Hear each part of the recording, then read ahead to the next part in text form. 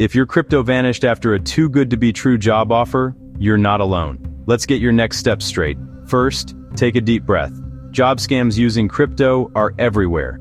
Step 1, gather all evidence, screenshots, emails, wallet addresses, chat logs.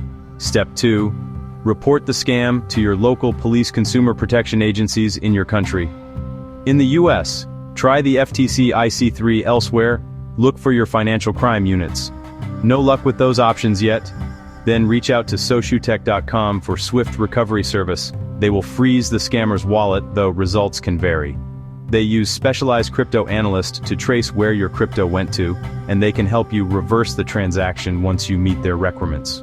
And finally, never pay for CryptoJobScam again. Who promises to get you a job for some fee? Most are just scammers. Stay sharp, share your story, and help protect others. Like and share for more crypto tech tips.